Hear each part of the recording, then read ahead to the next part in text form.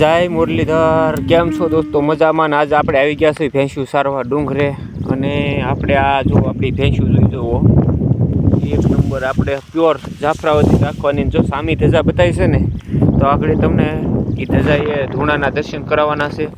તો ખાસ કરીને આપણો પૂરો વિલોગ જોજો.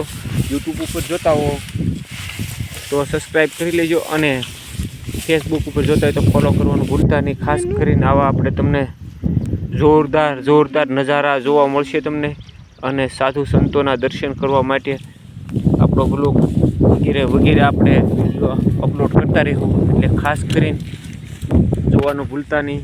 તો આપણી ભ્યાહું કેવી છે કોમેન્ટમાં જરૂર લખજો, કારણ કે આ આપણી ટોપલ છે. આ પહેલાં વેતરું ખડાયું છે પણ એકદમ મસ્ત છે આ. અને આપણી પાસે જો ગીર નંદી લગરો છે, ને આપણી પાસે ભ્યાહું તે જોરદાર સમજ્યું છે, પણ એમાં કાંઈ ઘટે નહીં. વસ્તુ રાખવી તો સારી રાખવાની, નકર કાંઈ નહીં રાખવાની. આપણે ઘડી કાંઈ સારી પછી ઓલી ધજા બતાવી ના જવાનું છે. તો હાલો હવે આપણે જતા રહી. તો મિત્રો આજે છત્રી કાગડો થવાના કગાર ઉપર છે, પણ તોય તે બ્લોગ બનાવવાનું બંધ નથી કર્યું. તો જો દર્શન કરી લો. આ છે ભોળાનાથની શિવલિંગ માટીની બનાવેલી, અને આ છે ઓરિજિનલ શિવલિંગ.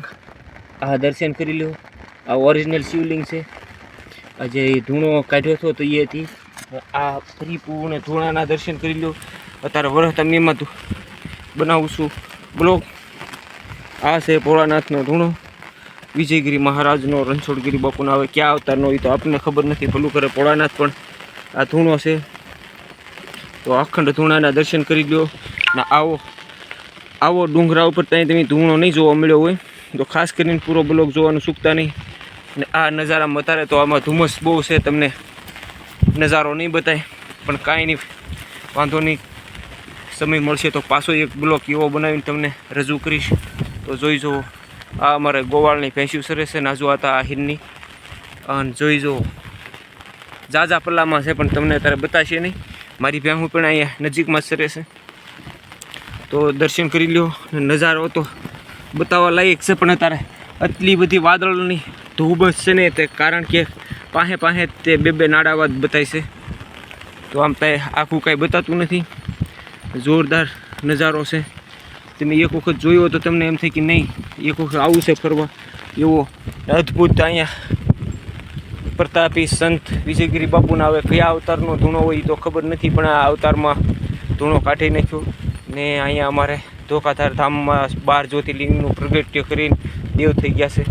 તો ખાસ કરીને તમને આવા વિશાળ દર્શન કરવાનું ઉમંગ થાય તો પાલીતાણા તાલુકામાં ભોગી જવાનું, ભાવનગર જિલ્લો, ને ગામ નાનીમાળ કહેવાય છે. કૈલાસ ટેકરીનું સ્થળ છે. ખાસ કરીને આવવાનું ચૂકતા નહીં. તો બોલો જય શિવ શંકર ભોળિયાનાથ. હર હર મહાદેવ, હર ભોળિયા શંભુ. અને આપણે પ્રકારે અહીંયા રૂપાલીની ટેકરીએ દર્શન કરવા આવી ગયા છીએ.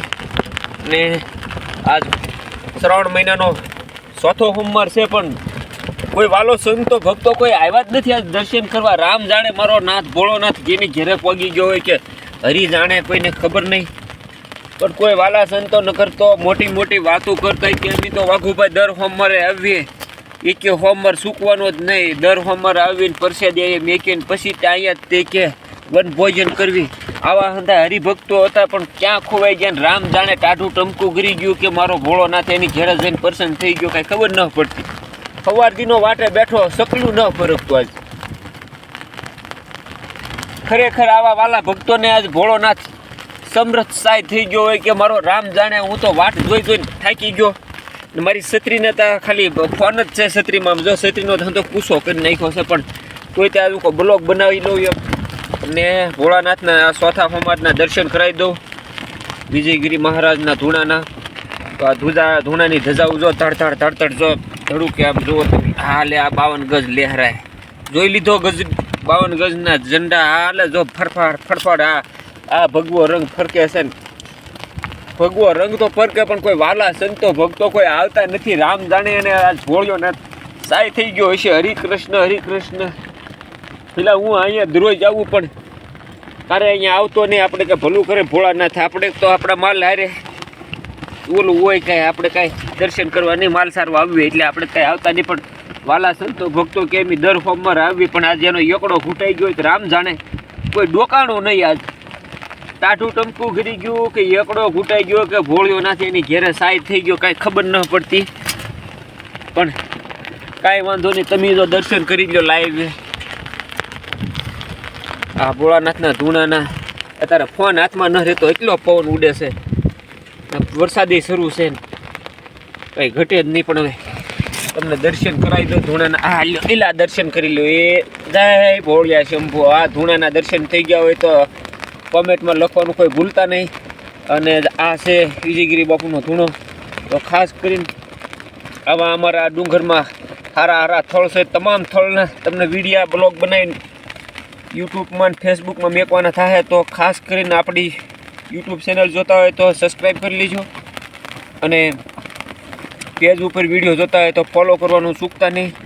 કારણ કે આપણી પાસે અહીંયા આસપાસ બહુ મહાન સંતોના ધૂણા આશ્રમની જગ્યા એવું છે. તો ખાસ કરીને જે આપણે તમને કેતન બાપુનો ધૂણો બતાડવાનો છે. આજથી થોડુંક 2 કિલોમીટર દૂર છે ડુંગરામાં.